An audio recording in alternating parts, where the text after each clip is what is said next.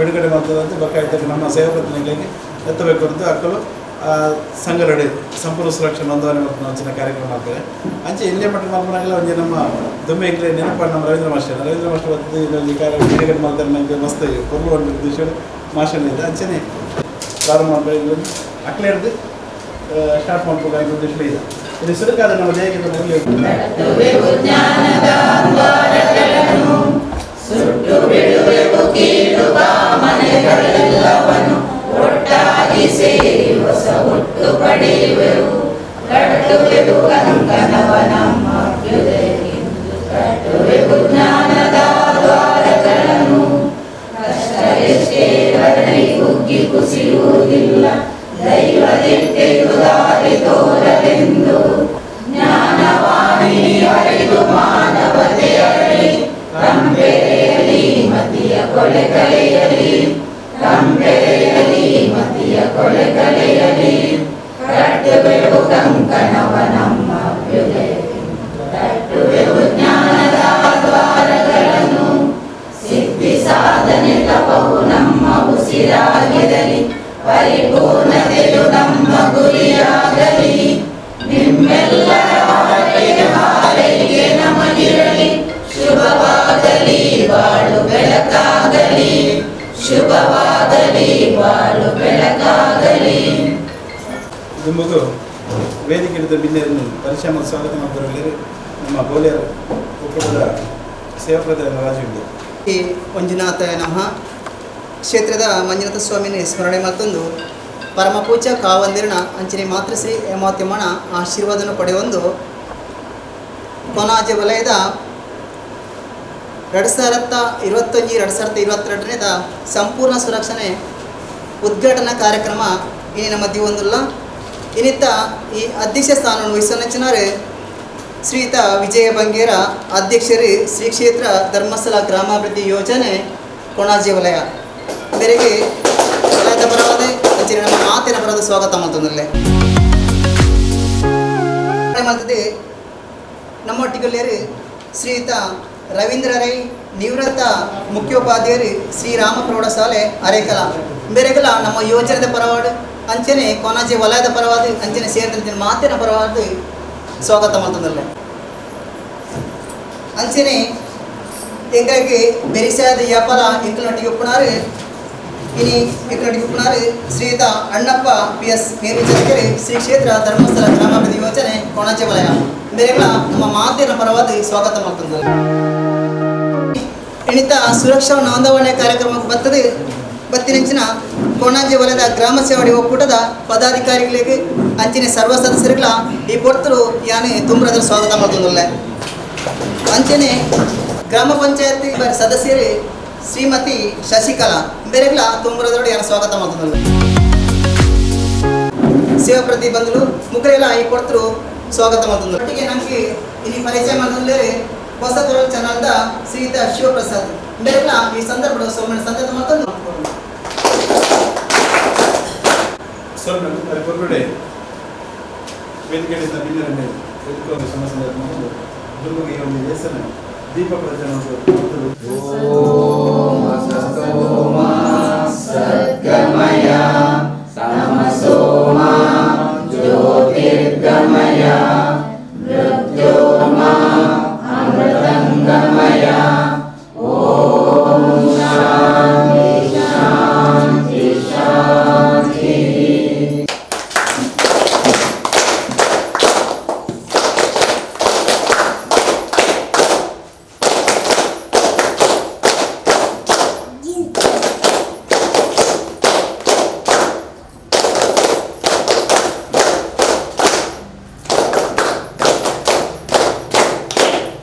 ದೀಪ ಪ್ರಜ್ವಲನೆ ಮಾಡೋದ್ರ ಮುಖಾಂತರವಾಗಿ ನೀಡಬೇಕು. ಪೂಜ್ಯರು 1982ರಲ್ಲಿ ಯೋಜನೆ ಕಾರ್ಯಕ್ರಮಗಳನ್ನು ಪ್ರಾರಂಭ ಮಾಡ್ತಾರೆ. ಮಹಿಳೆಯರಲ್ಲಿ ಸಂಘಟನೆ ಮನೋಭಾವನೆ ಮಾಡೋದ್ರ ಮುಖಾಂತರವಾಗಿ ಸ್ವಸಹಾಯ ಸಂಘದ ಪರಿಕಲ್ಪನೆ ಆಗ್ತದೆ, ಪ್ರಗತಿ ಬಂಧು ಸಂಘದ ಪರಿಕಲ್ಪನೆ ಆಗ್ತದೆ. ತದನಂತರ ಕೃಷಿಗೆ ಹೆಚ್ಚಿನ ಒತ್ತನ್ನು ಕೊಡುವ ನಿಟ್ಟಿನಲ್ಲಿ ಕೃಷಿ ಅಧ್ಯಯನ ಪ್ರವಾಸಗಳು, ಕೃಷಿ ತರಬೇತಿಗಳು, ತದನಂತರ ಆ ಒಂದು ಕುಟುಂಬದ ಆ ಬದ್ಧತೆಯನ್ನು ಇಟ್ಕೊಂಡು ಅವರ ಆರೋಗ್ಯದ ದೃಷ್ಟಿಯಲ್ಲಿ ಇಟ್ಕೊಂಡು 1996ರಲ್ಲಿ ಸಂಪೂರ್ಣ ಸುರಕ್ಷಾ ಕಾರ್ಯಕ್ರಮವನ್ನು ಪೂಜ್ಯರು ಪ್ರಾರಂಭ ಮಾಡ್ತಾರೆ. ಸಂಪೂರ್ಣ ಸುರಕ್ಷೆ ಕಾರ್ಯಕ್ರಮ ಅಂತ ಹೇಳಿದರೆ ಅನಿರೀಕ್ಷಿತ ಒಂದೇ ಸೂರಿನಡಿಯಲ್ಲಿ ವಾಸಿಸುವಂತಹ ಕುಟುಂಬಗಳಿಗೆ ಅನಿರೀಕ್ಷಿತವಾಗಿ ಬಂದಿರುವಂತಹ ಕಾಯಿಲೆಗಳಿಂದ ರಕ್ಷಣೆಯನ್ನು ಪಡೆಯಲು ಆಸ್ಪತ್ರೆಗಳಿಂದ ಪಾವತಿ ರಹಿತ ಚಿಕಿತ್ಸೆಯನ್ನು ಪಡೆಯಲಿಕ್ಕೆ ಈ ಒಂದು ಅವಕಾಶವನ್ನು ಏನು ಕೊಡ್ತೇವೋ ಅದು ಸಂಪೂರ್ಣ ಸುರಕ್ಷಾ ಕಾರ್ಯಕ್ರಮ. ಪಾವತಿ ರಹಿತ ಚಿಕಿತ್ಸೆ, ಹಾಸ್ಪಿಟ್ಲಿಗೆ ಏನಾದರೂ ಅನಿರೀಕ್ಷಿತವಾಗಿ ಕಾಯಿಲೆಗಳು ಆ ಕುಟುಂಬಕ್ಕೆ ನಮ್ಮ ಕುಟುಂಬಗಳಿಗೆ ಬಂದಾಗ ಹಾಸ್ಪಿಟ್ಲಿಗೆ ಧೈರ್ಯವಾಗಿ ನಾವು ಹೋಗಿ ಪಾವತಿ ರಹಿತ ಚಿಕಿತ್ಸೆಯನ್ನು ಪಾವತಿ ಮಾಡುವಂಥದ್ದೇ ಈ ಒಂದು ಸಂಪೂರ್ಣ ಸುರಕ್ಷಾ ಕಾರ್ಯಕ್ರಮದ ಮುಖ್ಯ ಉದ್ದೇಶ. ಇವತ್ತು ಅನೇಕ ಯೋಜನೆ ಫಲಾನುಭವಿಗಳು ಬಡತನದಲ್ಲಿರುವಂತಹ ಮಧ್ಯಮ ವರ್ಗದವರಂಥ ಕುಟುಂಬಗಳು ಅನಿರೀಕ್ಷಿತವಾಗಿ ಕಾಯಿಲೆಗಳು ಬಂದಾಗ ಒಂದೇ ಸಲಕ್ಕೆ ಅವರಿಗೆ ಏನು ಲಕ್ಷಾಂತರ ರೂಪಾಯಿ ಅಥವಾ ಸಾವಿರಾರು ರೂಪಾಯಿ ಹಾಸ್ಪಿಟ್ಲಿಗೆ ಖರ್ಚು ಬಂದಾಗ ಒಂದು ನಿಧಾನವಾಗಿ ಸಾಗುವಂಥ ಒಂದು ಕುಟುಂಬ ಏನಾಗ್ತದೆ ಅಂತ ಹೇಳಿದ್ರೆ ಆರ್ಥಿಕವಾಗಿ ಸಂಕಷ್ಟಕ್ಕೆ ಸಿಲುಕಿಸ್ತದೆ. ಆ ಆರ್ಥಿಕವಾಗಿ ಸಂಕಷ್ಟಕ್ಕೆ ಸಿಲುಕಿದಾಗ ಆ ಒಂದು ಲಯವನ್ನು ಕಂಡುಕೊಳ್ಳುವಂಥದ್ದು ತುಂಬ ಕಷ್ಟ ಆಗಿ ಬರ್ತದೆ. ಅಂಥ ಸಂದರ್ಭದಲ್ಲಿ ಆ ಕುಟುಂಬ ಒಂದು ಒಳ್ಳೆಯ ನೆಲೆಯಲ್ಲಿ ಹೋಗಬೇಕು. ಆ ಕುಟುಂಬಕ್ಕೆ ಆರ್ಥಿಕವಾಗಿ ತೊಂದರೆಗಳಾಗಬಾರ್ದು. ಆ ಕುಟುಂಬ ಯಾವುದೇ ಸಮಸ್ಯೆಗಳಿಲ್ಲದೆ ಆಸ್ಪತ್ರೆ ಖರ್ಚು ವೆಚ್ಚಗಳನ್ನೆಲ್ಲ ವಹಿಸಿಕೊಂಡು ಉತ್ತಮ ರೀತಿಯಲ್ಲಿ ಮನೆಗೆ ಬರಬೇಕು ಅನ್ನೋ ಒಂದು ಉದ್ದೇಶಗಳಾದರೆ, ಇನ್ನೊಂದು ನಮ್ಮೆಲ್ಲರ ನಂಬಿಕೆಯಂತೆ, ಧಾರ್ಮಿಕ ನಂಬಿಕೆಯಂತೆ ಸುರಕ್ಷಾ ಕೆಲವರೆಲ್ಲ ಹೇಳೋದುಂಟು, ಸುರಕ್ಷಾ ಕಾರ್ಯಕ್ರಮ ನಾವು ಮಾಡ್ತೇವೆ, ನಮಗೆ ದೇವರ ಭಗವಂತನ ದಯದಿಂದ ಏನು ಕೂಡ ಈ ವರ್ಷದಲ್ಲಿ ನಮಗೆ ಆಗಬಾರ್ದು ಅನ್ನುವ ಉದ್ದೇಶವನ್ನು ಇಟ್ಕೊಂಡು ಎಷ್ಟೋ ಜನ ನಮ್ಮ ಸಂಪೂರ್ಣ ಸುರಕ್ಷೆ ಮಾಡೋರಿದ್ದಾರೆ. ಸಂಪೂರ್ಣ ಸುರಕ್ಷೆ ಅಂತ ಹೇಳಿದ್ರೆ ನಿಮಗೆ ಗೊತ್ತುಂಟು, ಇದು ಕುಟುಂಬ ವಿಮೆ. ಆ ಒಂದು ಕುಟುಂಬವನ್ನು 1 ವರ್ಷಗಳ ಕಾಲ ಏನಾದರೂ ಸಮಸ್ಯೆ ಬಂದರೆ ಅದಕ್ಕೆ ಏನು ಒಂದು ವ್ಯವಸ್ಥೆಯನ್ನು ಮಾಡಿಕೊಳ್ಳಲಿಕ್ಕೆ ಪೂಜ್ಯರು ಮಾಡಿಕೊಟ್ಟಂಥ ಅವಕಾಶ. ಈ ಒಂದು ಕಾರ್ಯಕ್ರಮ ಸಂಪೂರ್ಣ ಸುರಕ್ಷಾ ಕಾರ್ಯಕ್ರಮದಿಂದಾಗಿ ಎಷ್ಟೋ ಕುಟುಂಬಗಳಿಗೆ ಇವತ್ತು ಬಹಳಷ್ಟು ಉಪಯೋಗಗಳಾಗಿದ್ದಾವೆ. ಇವತ್ತು ಹುಟ್ಟಿನಿಂದ ಸಾಯುವವರೆಗೆ ಏನೇನು ಖರ್ಚುಗಳು ಬರ್ತದೆ ಎಲ್ಲ ಖರ್ಚು ಸುರಕ್ಷದಲ್ಲಿ ಕ್ಲೈಮ್ ಮಾಡಲಿಕ್ಕಾಗತ್ತೆ. ಒಂದು ಜನನ ಆದರೂ ಹೆರಿಗೆ ಆದರೂ ಕೂಡ ಅದಕ್ಕೆ ಹೆರಿಗೆ ಭತ್ಯೆ ಕೊಡುವಂಥ ಕಾರ್ಯಕ್ರಮಗಳುಂಟು. ಅದರ ನಂತರ ಅವರಿಗೆ ಅನಾರೋಗ್ಯಕ್ಕೆ ಸಂಬಂಧಪಟ್ಟಂಥ ಯಾವುದೇ ಕಾಯಿಲೆಗಳು ಬಂದಾಗ ಕೂಡ ಅದಕ್ಕೆ ಪ್ಯಾಕೇಜ್ ಆಧಾರದಲ್ಲಿ ಇನ್ಶೂರೆನ್ಸ್ ಕಂಪ್ನಿ ಮತ್ತು ಏನು ನಮ್ಮ ಯೋಜನೆ ಜೊತೆಗೆ ಒಡಂಬಡಿಕೆ ಮಾಡಿಕೊಂಡು ಒಂದು ಕಾಯಿಲೆ ಅಥವಾ ಡಾಕ್ಟರ್ಸ್ ಜೊತೆಗೆ ಹಾಸ್ಪಿಟಲ್ ಜೊತೆಗೆ ಒಡಂಬಡಿಕೆಯನ್ನು ಮಾಡಿಕೊಂಡು ಇಂಥ ಕಾಯಿಲೆಗೆ ಇಷ್ಟೇ ಅಪೆಂಡಿಕ್ಸ್ ಬಂದರೆ ಇಷ್ಟೇ ಪ್ಯಾಕೇಜ್ ಆಧಾರದಲ್ಲಿ ಹಾಸ್ಪಿಟಲ್ ಅವರು ಪಾವತಿ ರಹಿತ ಚಿಕಿತ್ಸೆಯನ್ನು ಕೊಡಬೇಕು. ಒಂದು ನಾರ್ಮಲ್ ಫೀವರ್ ಆದರೆ ಇಷ್ಟೇ ಪ್ಯಾಕೇಜ್ ಆಧಾರದಲ್ಲಿ ಕೊಡಬೇಕು, ಅಥವಾ ಒಂದು ಡೆಲಿವರಿ ಆದರೆ ಇಷ್ಟು ಕೊಡಬೇಕು, ಒಂದು ವೇಳೆ ಆಕ್ಸಿಡೆಂಟ್ ಆದರೆ ಇಷ್ಟು ಕೊಡಬೇಕು, ಫಿಸಿಯೋಥೆರಪಿ ಆದರೆ ಇಷ್ಟು ಕೊಡಬೇಕು, ಕಿಮಿಯೋಥೆರಪಿ ಆದರೆ ಇಷ್ಟು ಕೊಡಬೇಕು, ಗರ್ಭಕೋಶಕ್ಕೆ ಸಂಬಂಧಪಟ್ಟಂತಹ ಒಂದು ಇಂಥ ಕಾಯಿಲೆ ಆದರೆ ಇಷ್ಟೇ ಪ್ಯಾಕೇಜ್ ಆಧಾರದಲ್ಲಿ ಒಂದು ಒಡಂಬಡಿಕೆ ಆಗಿರ್ತದೆ. ಆ ಒಂದು ನೆಟ್ವರ್ಕ್ ಇರುವಂಥ ಆಸ್ಪತ್ರೆಗಳು, ನಾವು ಕೆಲವೊಂದು ಆಯಾಯ ಏನು ಪ್ರದೇಶದಲ್ಲಿ ಕೆಲವೊಂದು ನೆಟ್ವರ್ಕ್ ಇರುವ ಆಸ್ಪತ್ರೆಗಳನ್ನು ನಾವು ಮಾಡ್ಕೊಂಡು ಈ ಸುರಕ್ಷೆಯನ್ನು ಅಡಾಪ್ಟ್ ಮಾಡ್ಕೊಂಡಿದ್ದೇವೆ. ಈ ಒಂದು ಹಾಸ್ಪಿಟಲ್ ಅವರು ಯಾವುದೇ ಕಾರಣಕ್ಕೂ ಆ ಒಂದು ಕಾಯಿಲೆಗೆ ಪ್ಯಾಕೇಜ್ಗಿಂತ ಜಾಸ್ತಿ ದರವನ್ನು ತೆಗೆದುಕೊಳ್ಳಲಿಕ್ಕಿಲ್ಲ. ಕೆಲವೊಂದು ಕಡೆ ಕಂಪ್ಲೇಂಟ್ಗಳು ಬರ್ತವೆ, ಏನಂತ ಹೇಳಿದ್ರೆ ಏನು ಹಾಸ್ಪಿಟ್ಲ್ ಅಡ್ಮಿಂಟ್ ಆಗೋ ಏನು ಮೊದಲು ಏನು ಟ್ರೀಟ್ಮೆಂಟ್ ಮಾಡಿದ್ದಾರೆ ಆ ಟ್ರೀಟ್ಮೆಂಟ್ ಸುರಕ್ಷಿತ ಒಳಗಡೆ ಬರೋದಿಲ್ಲ. ಯಾಕಂತ ಹೇಳಿದ್ರೆ ಕಾಯಿಲೆಯನ್ನು ಕಂಡುಹಿಡಲಿಕ್ಕೆ ಮಾಡಿದಂಥ ಚಿಕಿತ್ಸೆಗಳು, ಟ್ರೀಟ್ಮೆಂಟ್ಗಳು ಅಥವಾ ಎಕ್ಸ್ರೇ ಇರ್ಬೋದು ಅಥವಾ ಏನು ಸ್ಕ್ಯಾನಿಂಗ್ ಇರ್ಬೋದು, ಯಾವುದೇ ಕೂಡ ಅದರೊಳಗಡೆ ಬರೋದಿಲ್ಲ. ಒಂದು ವೇಳೆ ಹಾಸ್ಪಿಟ್ಲ್ ಅಡ್ಮಿಂಟ್ ಆದ ನಂತರ ಪಡ್ಕೊಂಡಂಥ ಚಿಕಿತ್ಸೆ ಸುರಕ್ಷಿತದಲ್ಲಿ ಆ ಪ್ಯಾಕೇಜ್ ಆಧಾರದಲ್ಲಿ ಪಡ್ಕೊಳ್ಳಿಕ್ಕೆ ಅವಕಾಶ ಉಂಟು. ಏನೇ ಇರಲಿ, ಇವತ್ತು ಸಂಪೂರ್ಣ ಸುರಕ್ಷದಲ್ಲಿ ಈ ವರ್ಷ ಕೆಲವೊಂದು ವಿಶೇಷ ಬದಲಾವಣೆಗಳನ್ನು ಪೂಜ್ಯರು ಮಾಡಿಕೊಟ್ಟಿದ್ದಾರೆ ನಮಗೆ. ಏನಂತ ಹೇಳಿದ್ರೆ, ಕಳೆದ ವರ್ಷ 859 ಇತ್ತು, ಈ ಸಲ ಅದನ್ನು 750ಕ್ಕೆ ಪ್ರೀಮಿಯಂ ಅಮೌಂಟನ್ನು ಒಂದು ಹೆಡ್ಡಿಗೆ ಕಡಿಮೆ ಮಾಡಿದ್ದಾರೆ. ಅಂದರೆ ಅಷ್ಟು ಅಮೌಂಟನ್ನು ಕಳೆದ ಸಲ ನಮಗೆ ಸ್ವಲ್ಪ ದುಬಾರಿ ಅಂತ ಕಾಣಿಸಿದ್ರು ಕೂಡ ಸಂಪೂರ್ಣ ಏನು ಕರೋನಾ ಸಂಕಷ್ಟ ಕಾಲದಲ್ಲಿ ಹಾಸ್ಪಿಟ್ಲ್ ಅವರು ಯಾವುದೇ ಆಯುಷ್ಮಾನ್ ಇರ್ಬೋದು ಅಥವಾ ಯಾವುದೇ ಇನ್ಶೂರೆನ್ಸ್ ಸ್ಕೀಮ್ಗಳಿದ್ರೂ ಕೂಡ ಇವತ್ತು ನಮಗೆ ಕೇಳಿಕೊಂಡಿದ್ದು ಅಥವಾ ಎಲ್ಲವನ್ನ ಸೌಲಭ್ಯ ಕೊಟ್ಟಿದ್ದು ಸಂಪೂರ್ಣ ಸುರಕ್ಷೆ ಕಾರ್ಯಕ್ರಮಕ್ಕೆ ಮಾತ್ರ. ಸಂಪೂರ್ಣ ಸುರಕ್ಷೆ ಬಾಂಡ್ ಉಂಟಾ, ಬನ್ನಿ ಅಡ್ಮಿಟ್ ಆಗಿ ಅಂತೇಳಿ ಹಾಸ್ಪಿಟ್ಲ್ ಅವರು ಕರೆದು ಅಡ್ಮಿಟ್ ಮಾಡ್ಕೊಂಡ ಕೆಲಸಗಳು ನಮಗೆ ಕಣ್ಣೆದುರು ಬಂದಿದೆ. ಏನೇ ಇರಲಿ, ಇವತ್ತು ಎಲ್ಲ ಸ್ಕೀಮ್ಗಳು, ಇವತ್ತು ಆಯುಷ್ಮಾನ್ ಕಾರ್ಡ್ಗಳು ಎಲ್ಲವೂ ಬೇರೆ ಬೇರೆ ಸ್ಕೀಮ್ಗಳು ನೀವು ನೋಡಿದ್ದೀರಿ, ಅಥವಾ ಏನು ಬೇರೆ ಬೇರೆ ESI ಉಂಟು, ಅದುಂಟು ಇದುಂಟು ಅಂತ ಹೇಳೋರು ಬೇಕಾದಷ್ಟು ಜನ ಇರ್ಬೋದು. ಆದರೆ ಸಂಪೂರ್ಣ ಸುರಕ್ಷತೆಯಷ್ಟು ನಾವು ಫಲಪಲ್ಲಿರ್ತೇವೆ ಮತ್ತು ನಮಗೆ ಅಷ್ಟು ಸುಲಭವಾಗಿ ನಮ್ಮ ಸಂಘದ ಸದಸ್ಯರಿಗೆ ತಲುಪಬಲ್ಲ ಯಾವುದೇ ಇನ್ನೊಂದು ಸ್ಕೀಮ್ ಉಂಟು ಅಂತ ಹೇಳಿದ್ರೆ ಖಂಡಿತವಾಗಿ ಇರಲಿಕ್ಕಿಲ್ಲ. ಆ ಒಂದು ಅಷ್ಟು ವ್ಯವಸ್ಥಿತವಾಗಿ ಸಂಪೂರ್ಣ ಸುರಕ್ಷಾ ಕಾರ್ಯಕ್ರಮ ಅನುಷ್ಠಾನ ಆಗ್ತಾ ಇದೆ. ಈ ವರ್ಷ ಬದಲಾವಣೆಗಳು ಏನು ಕೇಳಿದರೆ, 859 ರೂಪಾಯಿ ಇರುವಂಥ ಪ್ರೀಮಿಯಮನ್ನು ಏನು 750ಕ್ಕೆ ಇಳಿಸಿದ್ದಾರೆ ಒಂದು. ಆಮೇಲೆ 15,000 ಇರುವಂತಹ ವಿಮಾ ಮೊತ್ತ ಅನ್ನೋಂಥದ್ದು 20,000ಕ್ಕೆ ಹೋಗಿದೆ ಈ ವರ್ಷ. ಅಂದರೆ 5,000 ಜಾಸ್ತಿ ಮೊತ್ತಕ್ಕೆ ವ್ಯವಸ್ಥೆ ಮಾಡಿಕೊಟ್ಟಿದ್ದಾರೆ. ಅಂದರೆ 6 ಜನರನ್ನು ಸುರಕ್ಷಾ ನೋಂದಾವಣೆ ನೀವು ಕಳೆದ ಸಲ ಮಾಡಿದಿರಿ, ಈ ಸಲ ಒಂದು ಬಾಂಡಲ್ಲಿ 6 ಜನರ ಒಂದು ಕುಟುಂಬದಲ್ಲಿ ನೀವು ನೋಂದಣಿ ಮಾಡ್ಬೋದು. ಆದರೆ ಕಳೆದ ಸಲ ನಿಮಗೆ ಟೋಟಲ್ ಬೆನಿಫಿಟ್ 90,000 ರೂಪಾಯಿ ಇತ್ತು ಆ ಬಾಂಡಿಗೆ, ಈಗ 1,20,000 ಈ ವರ್ಷ ಅದಕ್ಕೆ ಹೆಚ್ಚುವರಿ ಮೊತ್ತವನ್ನು ಕೂಡ ವಿಮಾ ಮೊತ್ತವನ್ನು ಕೂಡ ಮಾಡಿಕೊಟ್ಟಿದ್ದಾರೆ. ಆಮೇಲೆ ಇನ್ನೊಂದು ಏನಂತ ಹೇಳಿದ್ರೆ, ನಾರ್ಮಲ್ ಡೆಲಿವರಿಗೆ ಇವತ್ತು ನಾರ್ಮಲ್ ಡೆಲಿವರಿಗೆ 5,000 ಪ್ರೈವೇಟ್ ಹಾಸ್ಪಿಟ್ಲಲ್ಲಿ ಟ್ರೀಟ್ಮೆಂಟ್ ಪಡ್ಕೊಂಡು ಡೆಲಿವರಿ ಆದರೆ 5,000 ಇದೆ. ಸಿಸೇರಿಯನ್ ಆದರೆ 10,000. ಅದು ಕಳೆದ ವರ್ಷ ಹೇಗೆ ಉಂಟು, ಈ ವರ್ಷ ಕೂಡ ಹಾಗೆ ಉಂಟು.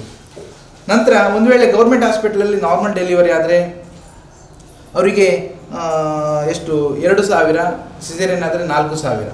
ಒಂದು ವೇಳೆ ಆಕ್ಸಿಡೆಂಟ್ ಆಗಿ ಏನಾದರೂ ಒಂದು ಅಂಗ ಕಳೆದುಕೊಂಡ್ರೆ ಅವರಿಗೆ 5,000 ಪ್ರೋತ್ಸಾಹ ಧನ. ಈ 1,20,000 ಏನು ಬೆನಿಫಿಟ್ ಉಂಟು ಆ ಬೆನಿಫಿಟನ್ನು ಹೊರತುಪಡಿಸಿ ಅವರಿಗೆ ಒಂದು ಅಂಗಕ್ಕೆ 5,000 ಅಥವಾ 2 ಅಂಗ ಏನಾದರೂ ಹೆಚ್ಚು ಕಡಿಮೆ ಮಾಡಿಕೊಂಡು ಅವರಿಗೆ 10,000 ಬೆನಿಫಿಟ್ ಸುರಕ್ಷಿತದಲ್ಲಿ ಸಿಗ್ತದೆ. ಅಥವಾ ಅವರು ಪೂರ್ಣಕಾಲಿಕವಾಗಿ ಅವರು ಅಂಗವಿಕಲತೆಯನ್ನು ಹೊಂದಿದ್ರೆ ಅವರಿಗೆ 25,000 ಬೆನಿಫಿಟು ಇದರಲ್ಲಿ ಸಿಗ್ತದೆ. ಈಗ 6 ಜನರ ಸದಸ್ಯರನ್ನು ಸುರಕ್ಷಿತದಲ್ಲಿ ನೋಂದಣಿ ಮಾಡಿ ಒಂದು ಕುಟುಂಬದಲ್ಲಿ ನೀವು ಮಾಡ್ಕೊಂಡ್ರಿ. ಒಂದು ವೇಳೆ ದೊಡ್ಡ ಸಮಸ್ಯೆಗಳು ಬಂದು, ದೊಡ್ಡ ಕಾಯಿಲೆ ಏನಾದರೂ ಬಂದು 1,20,000 ಒಬ್ಬರಿಗೆ ತಗೊಳ್ಬೇಕಾದಂಥ ಪರಿಸ್ಥಿತಿ ಬಂದರೂ ಕೂಡ 6 ಜನರ ಟೋಟಲ್ ಟ್ರೀಟ್ಮೆಂಟ್ ಅಮೌಂಟನ್ನು ಒಬ್ಬರಿಗೆ ಕ್ಲೈಮ್ ಮಾಡ್ಕೊಳ್ಳಿಕ್ಕೆ ಅವಕಾಶ ಮಾಡಿಕೊಟ್ಟಿದ್ದಾರೆ. ಹಾಗಾಗಿ ಇವತ್ತು ನೀವು ನೋಂದಣಿ ಮಾಡುವಾಗ ಭಾಳ ಜಾಗ್ರತೆಯಲ್ಲಿ ನೋಂದಣಿ ಮಾಡಬೇಕು. ಕೆಲವರು ನಾವು ಏನು ಮಾಡ್ತೇವೆ ಅಂತ ಹೇಳಿದ್ರೆ, ಮನೆಯಲ್ಲಿ ಯಾರು ಪೇಷಂಟ್ ಇದ್ದಾರೆ ಎದ್ದೇಳಕ್ಕಾಗಲ್ಲ ಅವರನ್ನು ಮಾತ್ರ ನಾವು ನೋಂದಣಿ ಮಾಡೋದು. ಕನಿಷ್ಠ 3 ತಿಂಗಳ ಮಗುವಿನಿಂದ 79 ವರ್ಷದ ಏಜ್ ಒಳಗಡೆ ಇರುವ ಸದಸ್ಯರನ್ನು ಸುರಕ್ಷಿತದಲ್ಲಿ ನೋಂದಣಿಯನ್ನು ನಾವು ವರ್ಷ ಮಾಡ್ಕೊಳ್ಳಿಕ್ಕಾಗತ್ತೆ. ನಿಮಗೆ ಕೊಡಬೇಕಾದಂಥದ್ದು ನೀವು ಕರೆಕ್ಟಾಗಿ ನೆನ್ಪಿಟ್ಕೊಳ್ಳಿ. ಒಂದು, ನಿಮ್ಮ ಮೇಡಮ್ ಯಾವ ಸೇವಾ ಪ್ರತಿನಿಧಿಗಳು ಹೇಳ್ತಾರೆ ಅವರ ಮನೆಗೋಸ್ಕರ ಸುರಕ್ಷೆ ಮಾಡೋದಲ್ಲ. ಎಷ್ಟೋ ಜನ ನಾವು ರೈಲು ಹೋದ ಮೇಲೆ ಟಿಕೆಟ್ ತಗೊಳ್ಳುವಂಥ ಪ್ರಸಂಗಗಳನ್ನು ನಾವು ಕಾಣ್ತೇವೆ. ಏನಂತ ಹೇಳಿದ್ರೆ, ಹಾಸ್ಪಿಟ್ಲಿಗೆ ಅಡ್ಮಿಟ್ ಆದ ನಂತರ ಇದೊಂದು ಶಾರ್ಟ್ ಪೀರಿಯಡಲ್ಲಿ ಆಗಬೇಕು. ಈಗ ಮಾರ್ಚ್ 10 ಒಳಗಡೆ ಸುರಕ್ಷೆ ನೋಂದಣಿ ಮಾಡಿ ಕಂಪ್ಲೀಟ್ ಮಾಡಿ ನಾವು ಅಪ್ಲೋಡ್ ಮಾಡಲಿಕ್ಕಿದೆ. ನಿಮಗೆ ಕಳೆದ ವರ್ಷ ನಿಮಗೆ ಗೊತ್ತಿರ್ಬೋದು, ಕಳೆದ ವರ್ಷ ಮಾರ್ಚ್ 23ಕ್ಕೆ ಲಾಕ್ಡೌನ್ ಆಗ್ತದೆ. ಸುರಕ್ಷಾ ನೋಂದಣಿ ಆಗಿ ನಾವು ಅದನ್ನು ಅಪ್ಲೋಡ್ ಮಾಡಿರಲಿಲ್ಲ.